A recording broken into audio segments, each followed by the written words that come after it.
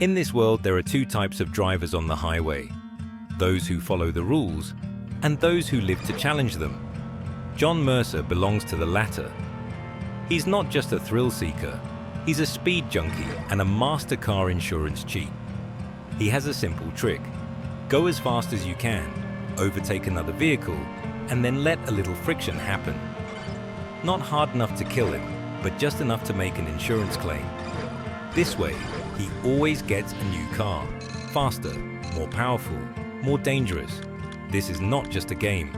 This is his business, and so far, no one has been able to stop him. However, greed always brings consequences. His reckless adventures began to attract the attention of the highway police. They didn't know about his insurance scam, but they knew one thing: John was too dangerous to be left on the loose.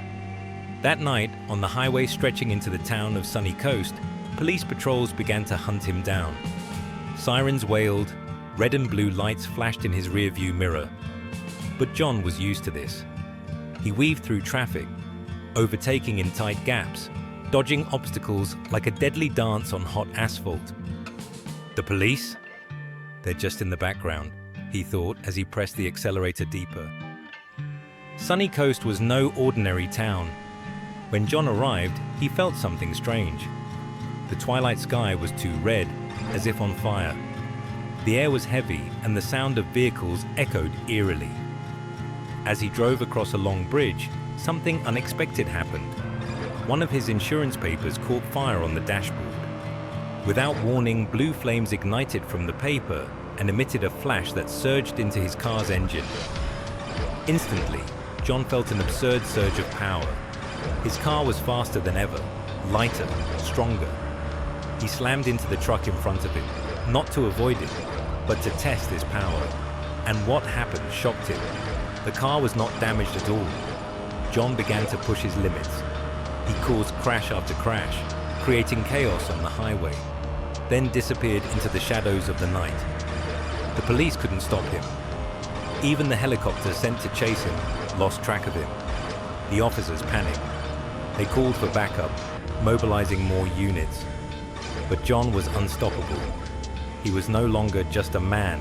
He was a ghost on the road.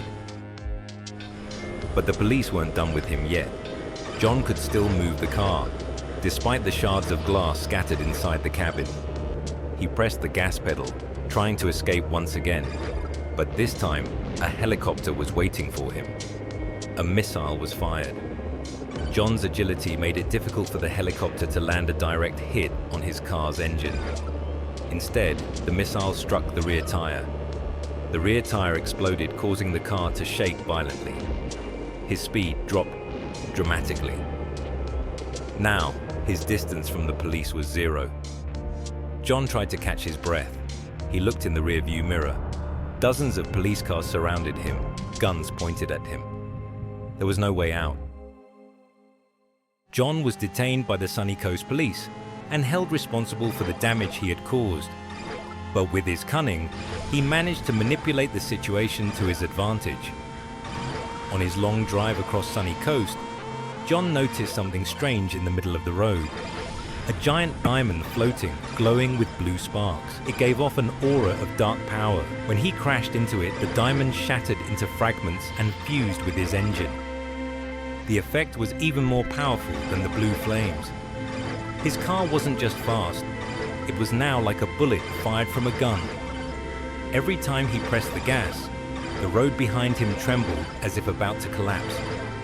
When he collided with another vehicle, it didn't just roll over. It was thrown into the air and exploded. This madness made John euphoric. He laughed. He kept going. He kept destroying. But there was one rule he didn't realize. The power wasn't immortal. It drained John's energy, clouding his mind. His speed exceeded the limits of logic.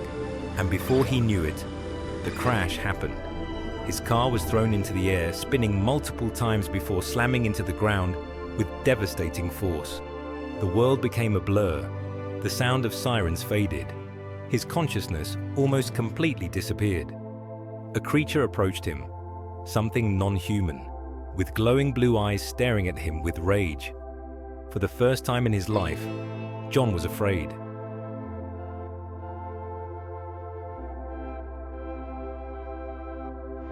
They say John Mercer's story ended that night, but a strange rumor circulates among truckers and highway drivers. Sometimes, while passing through Sunney Coast in the middle of the night, someone sees an orange car with no driver streaking through the distance. Some swear they see blue flames flickering around it. And if you're unlucky enough to see it in your rearview mirror, there's only one thing you can do. Don't turn your head, because if you stare at that car for too long, the sirens will start to wail. And when that happens, you'll never get off the freeway again.